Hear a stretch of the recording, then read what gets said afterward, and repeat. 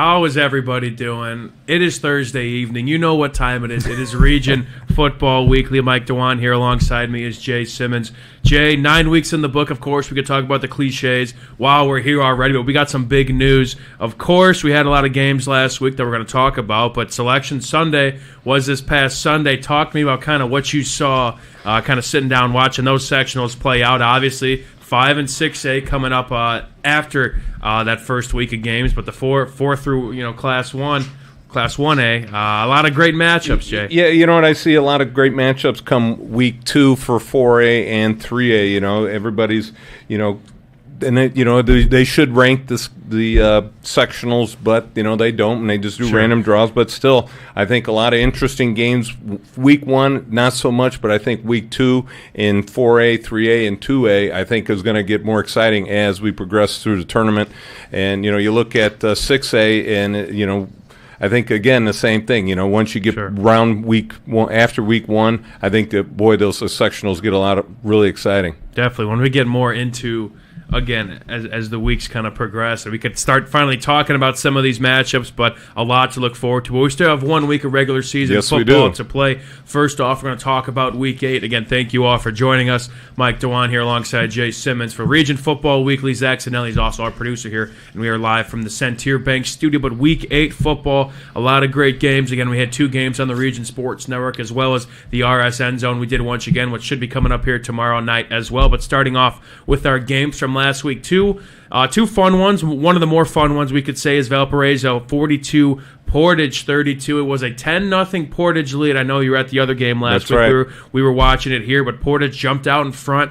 Valparaiso, you have seen this before, though. They find ways to kind of claw their way back, and they did it kind of through 3 phases. Kellen Hosick especially, he impressed us a lot here at the studio catching in on that game. He did it both with his arm and with his legs, did whatever he could. Again, only a junior, so very impressive to see from Valparaiso quarterback with a system that, hey, they typically run the football with Thomas Berta with those strong running backs. And I think kind of looking from this game, Thomas Berta did go down kind of late in that second half, so interesting to see kind of how that transpires. But nonetheless, Valparaiso, not pretty to say the least. We're going to talk about that a little bit on our top 10 list of kind of why they kind of fell down a couple spots, but they got the win there. Portage fought, and I got to give them respect for that. But it was a lot of high-scoring games this week. Yeah, it was. And you look at Valparaiso on the season, offensively they scored 210 points. Defensively, they've given up 220. So they've got to figure something out, in the next week or two to figure out once they get into sectionals how they're going to manage that. You can't go into sectionals, No. Defense wins championships, offenses, wins games, but boy, that defense, they really have got to put together some things. Defensively, they've gotten shellacked a couple times by Maryville and Crown Point, which everybody has. But I think they've really got a right to ship defensively. And seeing Kellen Hosick progress throughout the season, he has really made a turn from week 2 when I saw him against Andran. Right. And now looking at the stats here, like I said, I did a different game, but just looking at the stats, 4 touchdowns, over 200 yards. Both running the ball and passing. He's really progressed, and it's great to see a junior progress throughout the season, and now he's peaking at the right time, getting into the playoffs. And again, Portage did a great job. They have a young skill group over there, a great coach on their sidelines. Cody Young as well impressed us. Had a electrifying 70-yard touchdown run to again keep them in this game. But going back to Valparaiso, before we move on, I could have asked. We were on RSN Zone myself with the 2 Dougs, Doug Nelson, Doug Ashenball, and we were kind of talking about this game as it was winding down. And you mentioned kind of the point differential given up and scored, I should say, for Valparaiso. I asked them this: is this play really sustainable? I mean, we've seen these Valparaiso teams, and you kind of hinted at it, but at years past, where they're going to kind of wear you out for 4 quarters and eventually jump out in front. And you mentioned defense.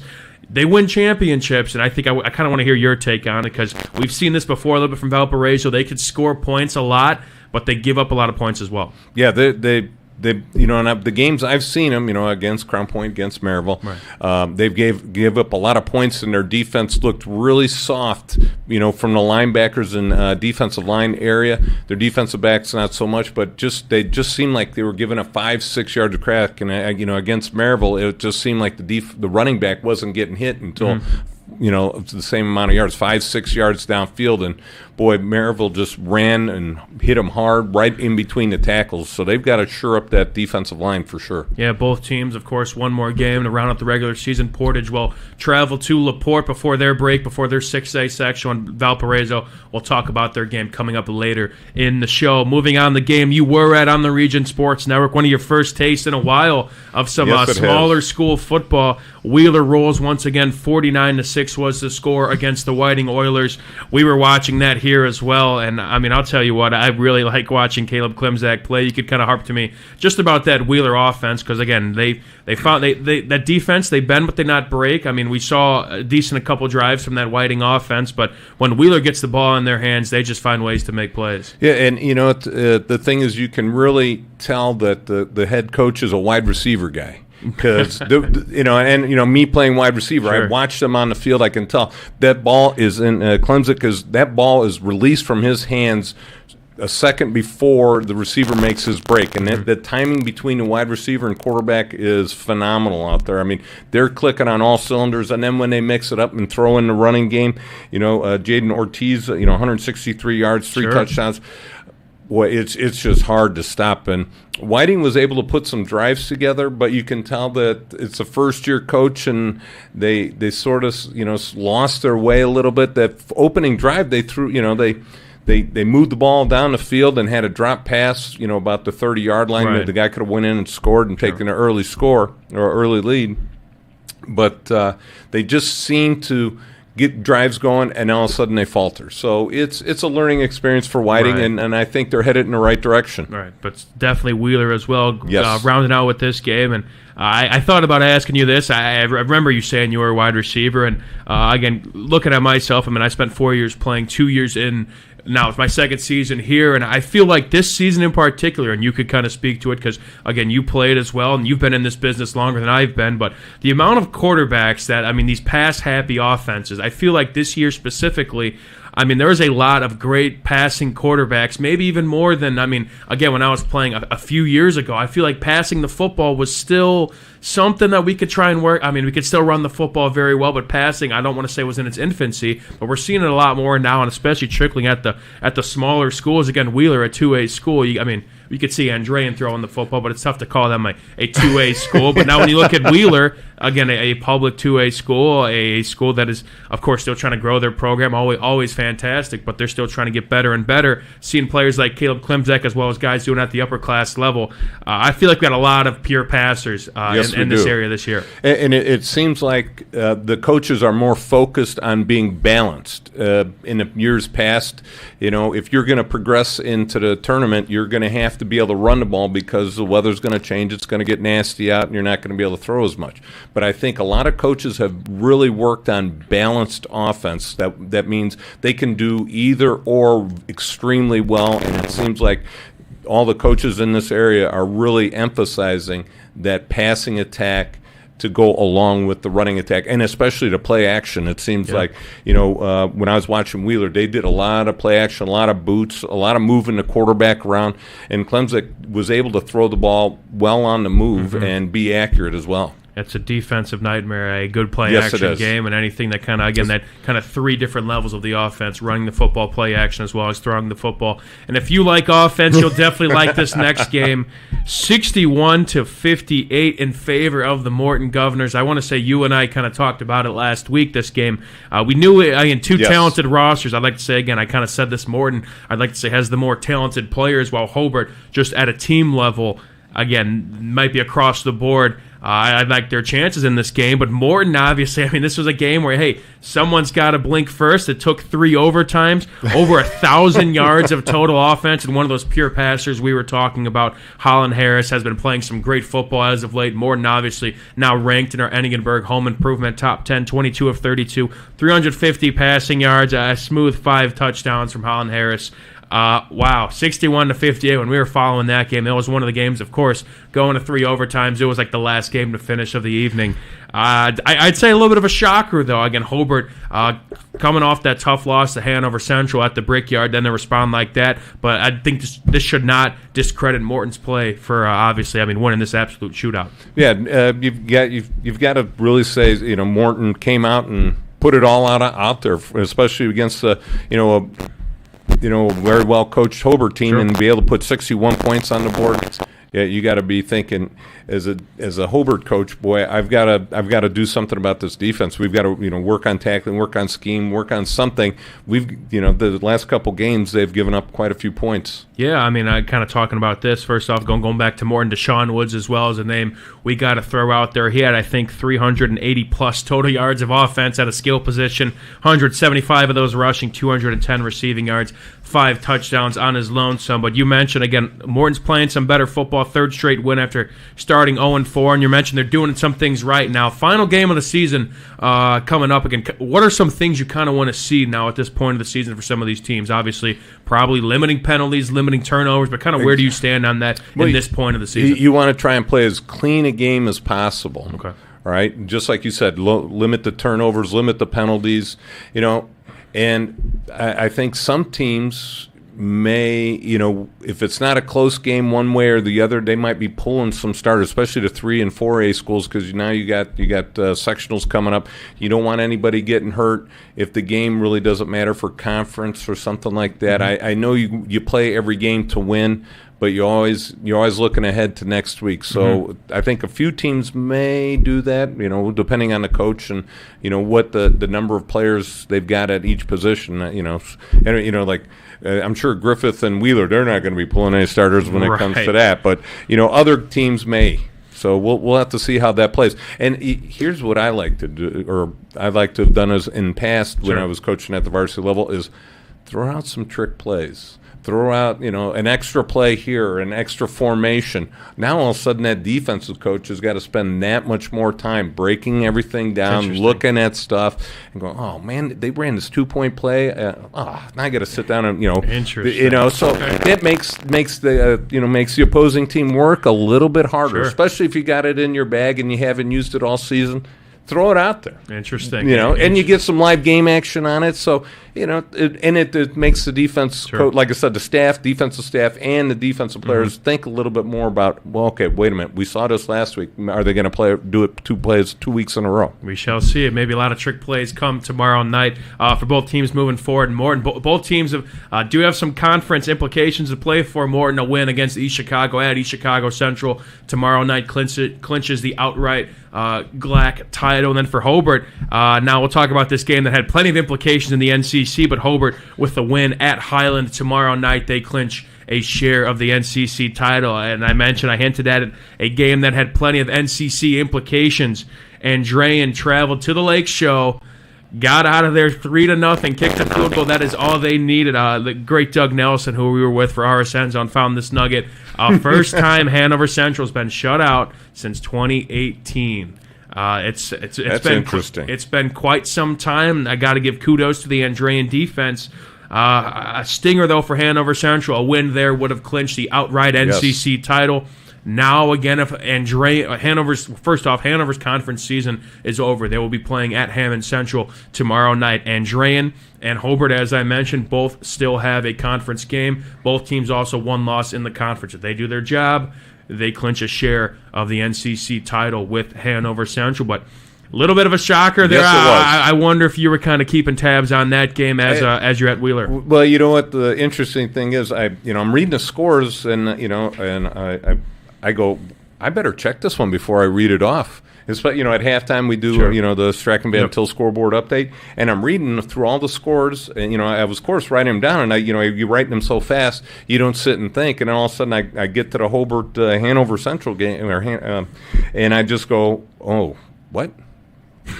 And I'm on the air, and I go, is this right? Yeah. And I'm looking at Mike, and Mike's like, look at me, I don't know, you're the one that looked at the scores. I go, well, I guess it must be. So yeah, I was completely flabbergasted at that one, and it was, wow, what a kudos to Andrean to hold a team that was coming into that game averaging 32 points a game.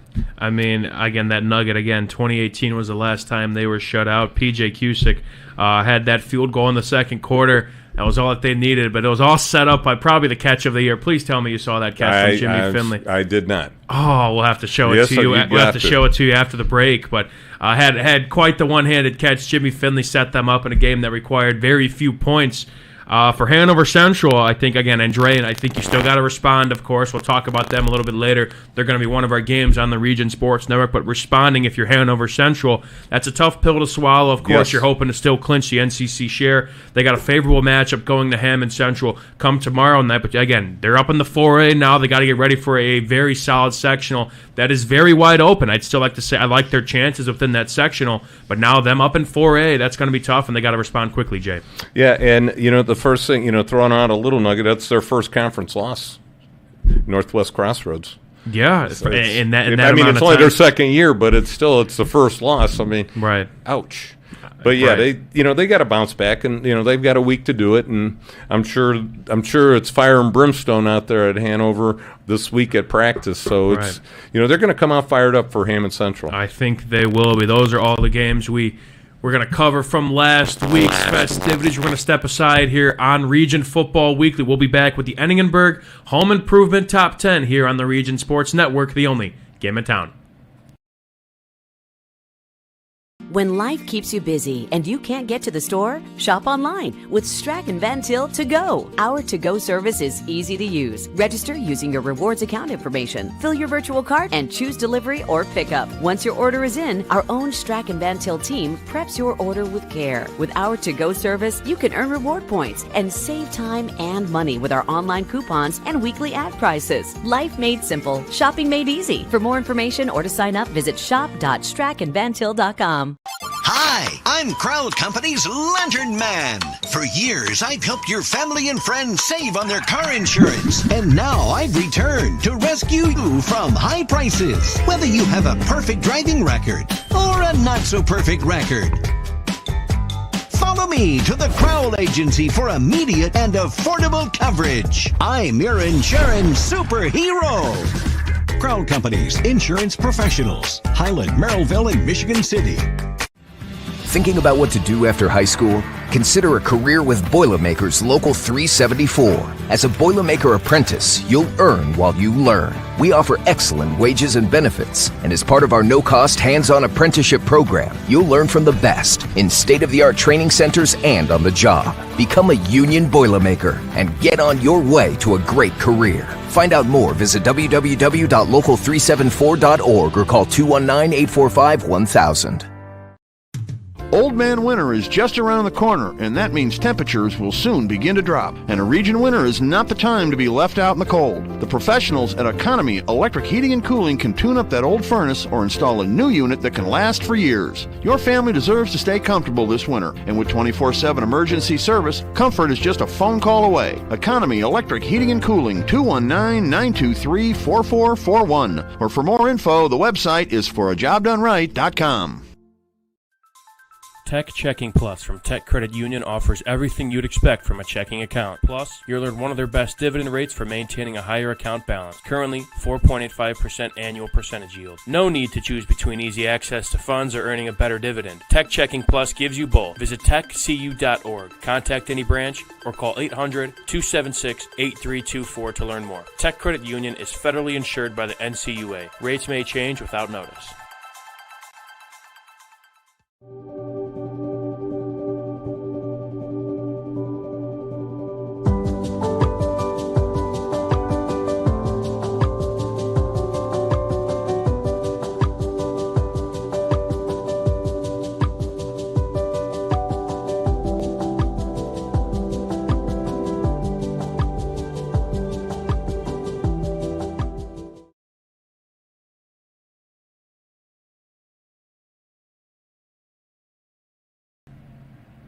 Back here on the Region Sports Network, Mike Dewan here. Region Football Weekly. It is Week 9. Alongside me is Jay Simmons. Accidentally is our producer. We're moving on to segment numero dos. It is the Enningenberg Home Improvement Top 10 presented by Enningenberg Exteriors. We'll start it with the outside looking in, Jay. River Forest still kind of knocking on that door. And Hobart, we talked about their previous game against Morton. They now moved down. They were ranked in the top 10 after that shootout loss, and then Lowell enters their way back in. They've been playing some pretty decent football as of late. We were talking about them. Doug Ashenbaugh specifically was big on Lowell, and again, rightfully so. But hey, they play good football kind of when the October month hits, and again, when it gets colder, they're going to have that rushing attack, and they're going to grind it for 4 quarters. Yeah, they won 2 in a row. They beat KV 27-14 and Munster 36-19. So they're getting some momentum going. Right. You know, it takes a while for that offensive line to gel on the new turf that they got out there. Exactly. So. And now they are 4-4 again. They're part of that big 4A sectional that we're going to be very, very familiar with once this week concludes. But now looking at our top 10 reads we'll go from 10 to 1. Chesterton slips after losing the Crown Point. The Boone Grove Wolves move up a spot. Morton Governors re-enter the chat now at number 8. Valparaiso drops a spot at 7. Hanover Central at 6, drops a couple spots. Wheeler now at 5. Andrean moves up to 4. Griffith in the top 3 along with Maryville and Crown Point. Jay, we could start it off here. We'll start it off. Morton, I think them entering in the chat, going back to that 8 spot. They were top 5 in our preseason polls, and they start again 0-4. And again, they got to play 2 Duneland opponents to start the year, as well as the team from Michigan, who is very solid. And I believe they played Tippecanoe Valley, which I think both those teams, Byron Center from Michigan and Tippecanoe Valley, they both got 6 wins. So they're both no slouches as well. But Morton now starting to play some good football. A relatively favorable schedule to end the year. Of course, they got to go through their conference schedule. But nonetheless, they have a lot of talent over there. And again, to beat a very good Hobart squad, that was kind of a tell, like, hey, okay, although they beat some teams that they might be a little bit better than, Hobart was a game where I don't know if they had the upper hand going into this one, but they showed it there last Friday. I do remember us talking about that Morton-Hobart game last week. I do remember us saying it's going to be high scoring. You know, we both sort of leaned towards Hobart in that one, but, you know, I mean, Morton putting up 61. That offense is now starting to gel together. You know, it's taken a while. And, you know, they played some pretty tough opponents, like you said. So playing that tough early schedule really makes a big difference. You know, I talked to Andrean about that early schedule. They played 2 Duneland Conference right out the bat. So does Hobart. So you get these teams now coming into the later in the season. They're starting to peak a little bit now that they're playing more of their level. You know, their class levels teams. Sure. And then moving on to our 7 and 6 spot, Valparaiso moves down after a win, and I think the deciding factor with this is a little bit of movement at the top. Of course, you look at who's right in front of them in Hanover Central, but Valparaiso still, they suffered a 10-0. Again, they kind of been getting behind in some of these games early. We kind of saw that in week 2 against Andrean, and we're still again waiting for a full 4-quarter performance from at least against a team that could maybe stand toe-to-toe with Valparaiso. We haven't really seen that maybe this year yet. Yeah, they just don't they just come out of the locker room a little flat every week. And it just seems like all of a sudden they wake up in the second and third quarter. You know, once you get into that 5A playoffs, you can't have that happen. No, and again, that's a sectional that is a lot of teams that are very, very familiar with each other. Michigan City's in there, a talented roster to say the least. Chesterton as well, who's number 10 on our list, and LaPorte. Again, all Duneland teams you could never really take a break from. Hanover Central drops 4 spots. They were our number 2 team for a while. Again, it's tough to kind of penalize them with this, but again, their first shutout since 2018, a high-potent offense. I don't know if they laid an egg for a week. I mean, it's tough to kind of see, but you kind of suffer from that loss, a game where I think a lot of people maybe expected them to kind of take care of business. And I don't know if this was a trap game. I sure hope it was not, but it looked like it last Friday night. Yeah, it did, and you hit it exactly on the head. You know, you talk about a trap game. This was it. They had to come out flat, but again, kudos to Andrean. You know, Andrean played a great game. You got them moving up. So, and Andrean's played a really tough schedule, like we just mentioned, throughout the seasons. And so, they're moving up. They're playing really well. They're now set to get into that 2A, that 2A state championship run, seeing if they can do it. So it's really boding well for Andrean right now. And I think they're another team that's peaking at the end. That's exactly what I was going to go to next. Andrean at the 4 spot, another big change in our list. And, Jay, you hit it on the nail as well. I kind of alluded to, I think, in that article, the home, and again, you could read that up on regionsports.com, but going to why Andrean moved up to the 4 spot, I think, again, a lot of it is because I mean, they're playing these fantastic opponents, whether it's Right. away, whether it's home, but they're playing against Chittard. They're opening up with Maryville and Valparaiso. I mean, those moments, those opponents playing those tough teams, get them ready for games like this. And hey, we're games where they're not expected to win. And then again, once you get to week 10, next week, they're ready for it. And I think again, it's kudos again. Although Chris Skinner does all the scheduling from what we found out over there, Yes, he does this for a reason. It's paying off right now. Yes, it is big time. And then you look. One in front of them is Wheeler. And these two teams matched up in the first week. So. Right.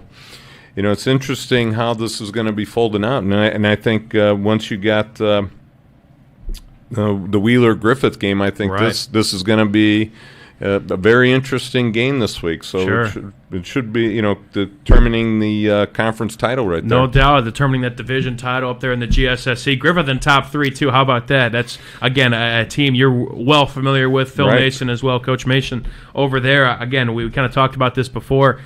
We don't know if it was predicted. Top 3 is definitely it's tough to put yourself in that upper echelon, but they're showing it right now, 8-0, and hoping to do something for the first time since almost 2 decades, right? Yeah, this could be their first undefeated season since 2005.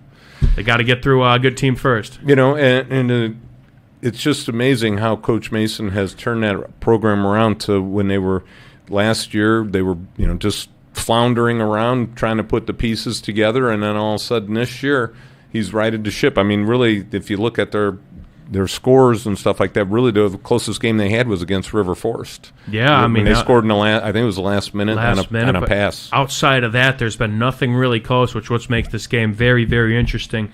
From Doug Ashenball next to me at RS End Zone, he was getting texts of scores and stuff, and someone he was contacting was at the Griffith game, and of course that was at the Boneyard.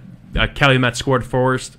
Griffith scored the next 56 points. But from what I understood from those text messages, the Boneyard was absolutely packed. I mean, it has been for just about the course of the whole season. Again, to see that community kind of get behind these guys now and Coach Mason, it's fun for us, especially. Yeah, anytime Griffith does well in the area, it helps generate the football. So, I always equated when I was coaching and stuff like that, and I always put Griffith like the team you like to hate.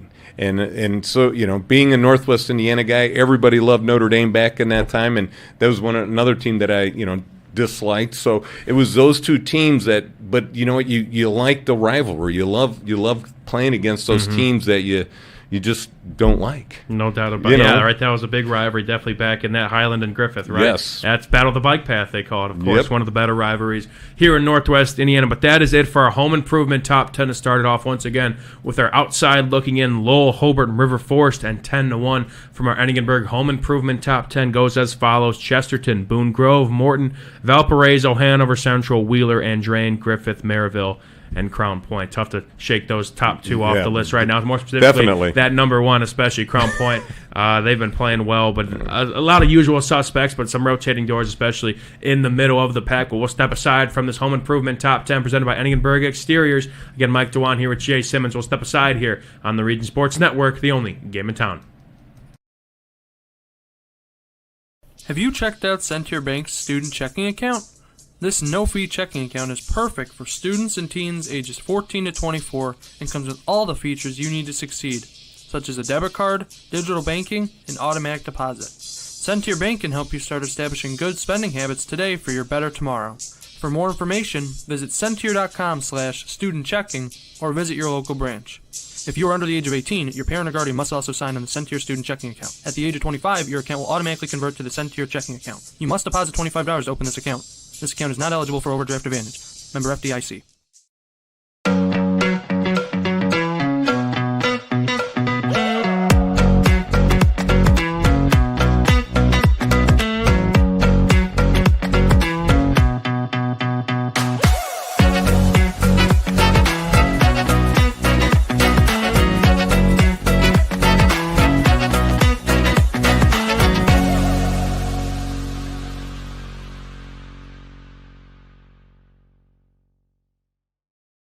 Four Seasons Mechanical proudly serves Northwest Indiana, providing quality, reasonably priced, reliable service. With a quality and comfort guarantee, the professionals at Four Seasons Mechanical offer a wide range of services in heating, ventilation, and air conditioning. Whether it's residential or commercial, Four Seasons Mechanical is there 24/7. To find out more, the website is fourseasonsmechanical.com or give them a call at 219-756-7020. Four Seasons Mechanical, your indoor air quality specialists. Earn while you learn from the best hands in the business. The Bricklayers Allied Craftworkers for Indiana Kentucky Apprenticeship. That's right, this is a paid apprenticeship. I'm getting an education while learning a trade and getting paid for it. The thing that surprised me the most about this apprenticeship program is the respect I've received after the proper time and training. Classes start soon, so apply now. There are training centers throughout Indiana and Kentucky. We are the Bricklayers and Allied Craftworkers for Indiana Kentucky Apprenticeship, the best hands in the business.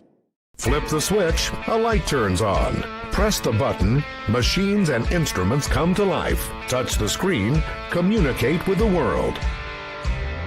Simple tasks, guaranteed results, every second of every day. That's the power of power.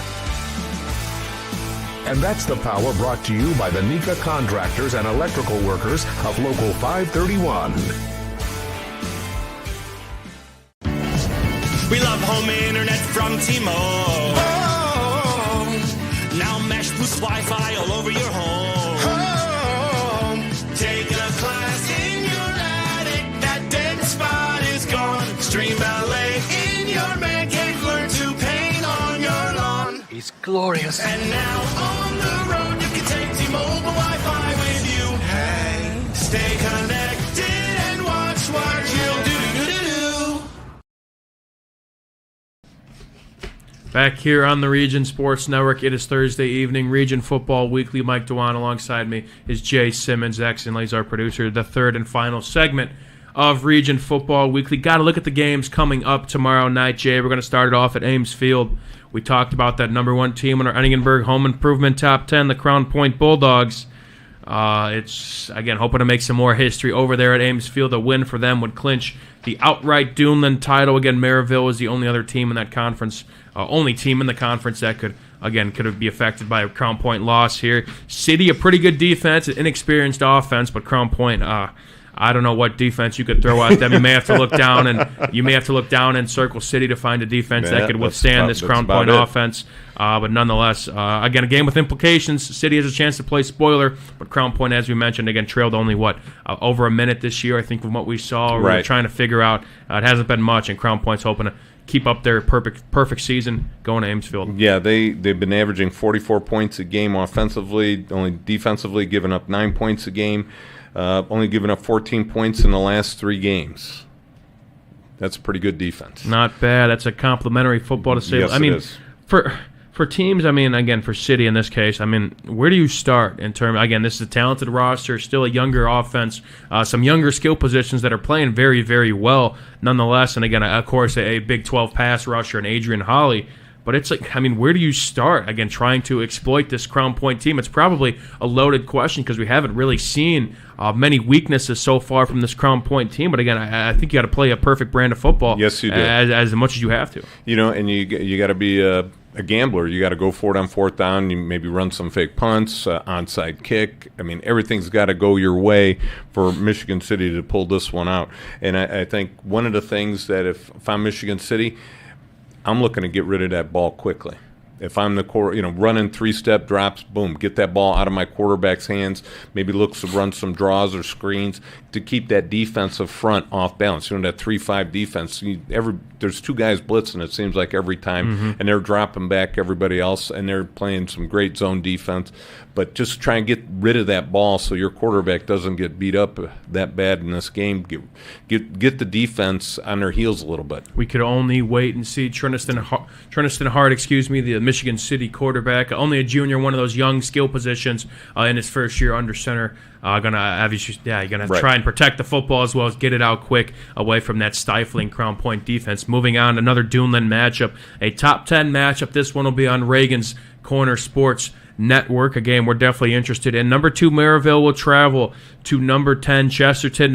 Chesterton, we know they could run the football. Andrew Govea, first off, that's the correct pronunciation of his name. I got to shout out the Lukowski family, my guy Justin Lukowski, for helping me out with that. Somebody texted him, and I saw him the other day, and he's like, "You guys have been saying his name wrong the whole season." And we did the same thing with Caden Verrett of Hanover Central. It's something with these star running backs, and Andrew Govea is definitely one of them over there at Chesterton. They like to get him the football as much as possible. But again, this is a second straight week where this Chesterton team now has to play a stifling defensive front. They played Crown Point last week. Now they got to face Maryville. That they got some dudes up there as well. Yeah, Maryville averaging 28 points a game offensively, 11 defensively, and they've won 5 in a row. So ever since that Crown Point loss, they have taken everybody else out to the woodshed and just played phenomenal football. Again, another team that's peaking at the right time, getting into sectionals. Yes, Maryville's starting to score some points as well. You and I kind of talked about that when you add that another level on the other side of the ball, because we know their defense is good. But for Chesterton's sake, obviously, they're hoping to kind of not play spoiler, but again, get ready for their own respective 5A sectional. Chesterton, we know they could run the football with Govea. We haven't seen them quite throw the football that much yet. I want to say CJ Perez is now their leading passer, and there's not much of a passing game over there. They know what they're good at, but I think with Maryville, again, I think for Chesterton, I mean, do you kind of try to resort to a backup plan a little bit? Because Maryville, it might be tough sledding to try and rush on that defense. Yeah, you cannot just pound the ball in between the tackles against that Maryville defense. I think you got to keep them off balance. Throw a little bit on first down. Chesterton, if they can do that and be successful, then they've got a shot. I think just to keep that defensive front off balance and slow them down just a little bit. Then on second and third down, maybe grind it in there a little bit. Yeah, we can only wait and see. Again, C.J. Perez is Chesterton's quarterback, only a junior as well, along with Govea. So 2 guys that will be back for the Trojans next year, but hoping to make some damage in this final week of the regular season. Again, number 2, Maryville at number 10, Chesterton. That'll be on Reagan's Corner Sports Network. You can catch that on his feeds coming up here tomorrow night. A big game at the Boneyard, Jay, a top 5 matchup. Before we get into our games, we got to mention this one. Winner of this wins the GSSC South. It's the number 5 Wheeler Bearcats taking on the number 3 Griffith Panthers. We mentioned the Boneyard. It's been getting packed for these past few games. Come tomorrow night. It might be standing room only tickets for this game. Back to the glory days. No kidding. For Griffith, bringing it back the crowd, bringing back, and it's going to be. I'm sure it's going to be a fun atmosphere. And you, like you said, the South Division, you've got Griffith. 369 points on the season, only giving up 51.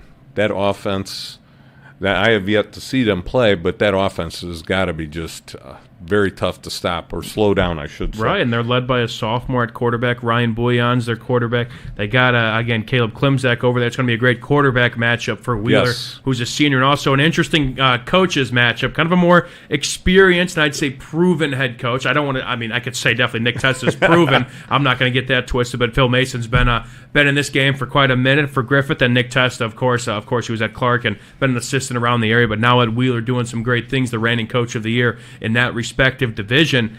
This game is hopefully going to live up to the billing. We've said game of the year for a few games prior to this one, but this one especially. But, going into this game, Jay, we could talk, where do we start? I could say for looking first at Wheeler, I think, again, a difference maker that I could see kind of with both of these teams is kind of just getting tested before. And you mentioned Griffith's schedule. They've outscored teams throughout the entire season. They've only had one really close game against River Forest. Now, Wheeler, their first 2 games of the season, tough non-conference opponents. Looking at Griffith's first 2 games, again, Munster and Highland, 2 teams that are trying to rebuild, kind of in different chapters of the rebuild right now. And now looking at Wheeler's first 2 opponents, they played Hanover Central and a solid Kankakee Valley team. That's a long time ago, yes, weeks 1 and 2. But, getting tested, how important is that going into this game? I think it's a little bit of importance. They've got that pressure off of them. They played in some very tight games where Griffith hasn't. So it's definitely in Wheeler's better interest that they played those early games. But they've got the tight games under their belt where Griffith, a young, inexperienced team, very experienced coach. I'm sure he's going to keep them focused on the game. He's going to keep them focused, once they get into the game, and not let the hype in the crowd and everything bother them. But they're gonna look at those blue stands and say, "Wow, this town's in our favor, in support." And so I think in a sophomore quarterback, only had one real test throughout the season. But he's not a sophomore anymore. He's played 8 games, so he's got it under his belt.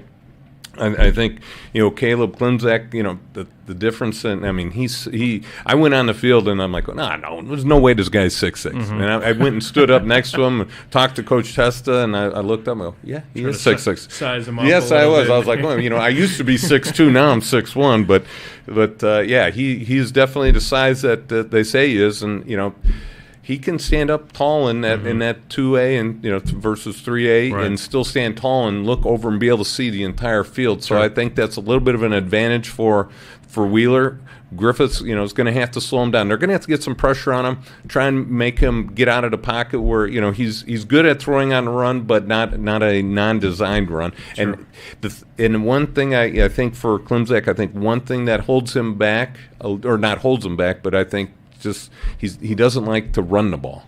He likes to move around the pocket. He likes to be out on the move when he is throwing, but he just looks like he's very uncomfortable once he gets past the line of scrimmage.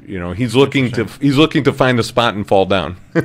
Now, rounding out with this, and I don't know, I thought about this kind of as we were talking about these two great teams, and from a mental kind of state, would you rather be going into this game undefeated or have suffered a few losses, and obviously, again, non-conference losses, but you've been punched in the mouth before?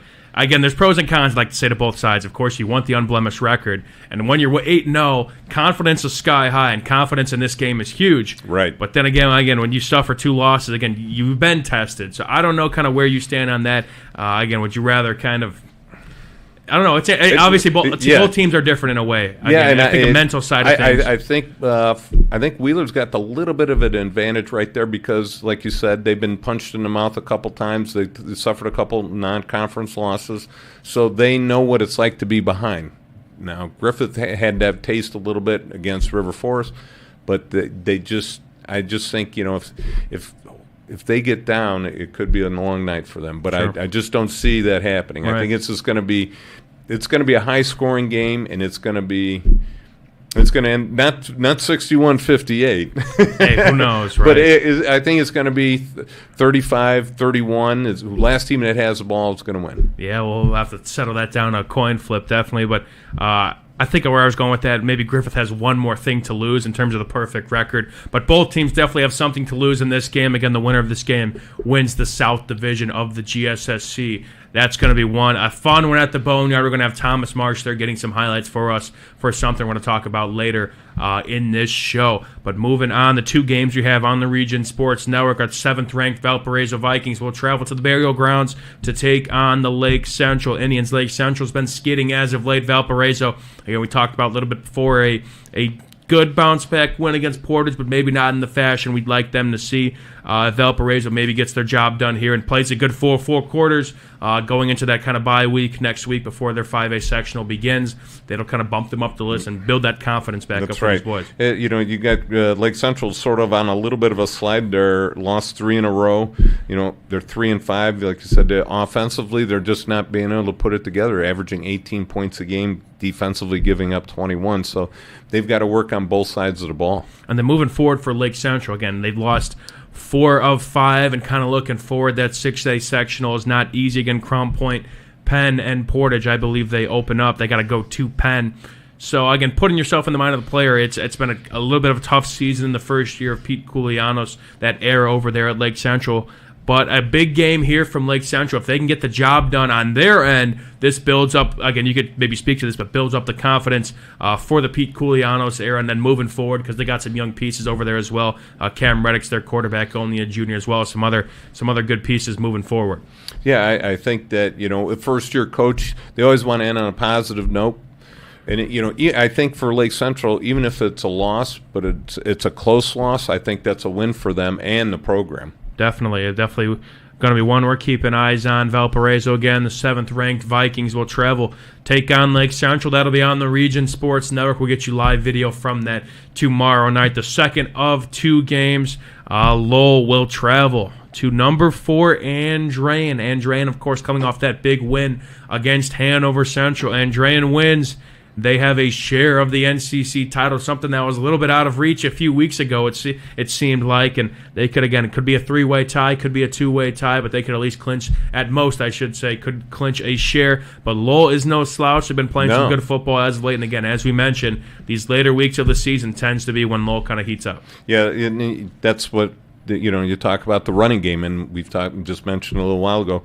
Lowell has been doing a great job getting that ball moving down the field and taking those slow, methodical drives, and that's what you got to do against Andrean, keep that high-powered offense off the field. And I think for Andrean, they've kind of found a new guy in the backfield. We saw Ethan Reyna, a 2-way, he was playing a lot of defense, only a sophomore for Andrean, but they kind of shifted him over to the backfield last week, and he had about 80 yards rushing against a pretty solid Hanover Central defense. Andrean, again, kind of looking at the previous teams, when you have Drake Bowen in your backfield for those few years, he was rushing for about 2,000 yards a season, at least his senior year. He might have ran for 1,500 in some of those other years, but nonetheless, having a guy like that was nice. But then after kind of the few years after, they struggled to kind of find a running back to run the football, or at least kind of a collective group. We saw that especially last year, and they were a very pass-heavy team. Now, if they have an answer at the running back position, that opens up the passing game for receivers like Jimmy Finley and some other cats they got over there. And you showed me that catch that he had from last week. That's a great catch. No kidding. No, I mean, you mentioned it was Odell Beckham. He turned his body, and hey, if you get him open, he could just about reel in anything, to say the least. But looking for this game, Jay, Lowell, a chance to play spoiler here, and of course They've won 3 of their last 4. Andrean coming off a high. Of course, they still got to get a job done. I mean, what do you want to see from both sides here? Well, I think Andrean, if they can establish the running game and then do some play-action passing, that's really going to keep the Lowell defense off balance. And I know Lowell likes to blitz an extra guy every time, so they're not every time, but they like to rush 4 and then every once in a while shoot an extra linebacker in there. If they keep their defense, if they keep them off balance with the play-action, I think that might slow down their defense a little bit. So Andrean can move the ball up and down the field. But if Lowell can do their sustained drives and I think if it's a low-scoring game, it's going to be in Lowell's favor. If it's one of these games that both teams are punch, counter-punch, and keep going back and forth, I think that's more for Andrean's style. Going to be one definitely a factor too. Look out for that one. Lowell going back to a grass field. Hey, they'll take it. They're used to it. They're definitely used to it. A lot of those kids are playing on turf for most of this year. Going back to a grass field for week 9, but those are all the games we have to look forward to tomorrow night. As we mentioned, 2 games on the Region Sports Network. Number 7, Valparaiso will travel to Lake Central. Again, we're going to have live video broadcasts for both of these, and Lowell will travel to number 4, Andrean. Andrean a chance to clinch a share of the NCC title. We'll also have another episode of RSN Zone to close out this season. I will be here along with Steve Pachalski and Andrew Mild. Again, that will be kind of highlighting our games going on, kind of switching in between everything going on, as well as some other games going on throughout the region. Also going to be showing some highlights from that Griffith and Wheeler game from our man Thomas Marsh, who'll be there tomorrow night. A few more things to plug. We also got the Beating the Bricky series. That's coming out. Again, another thing this Saturday. I wrote a story on the Maryville Pirate team that, again, it was a Maryville team that did not beat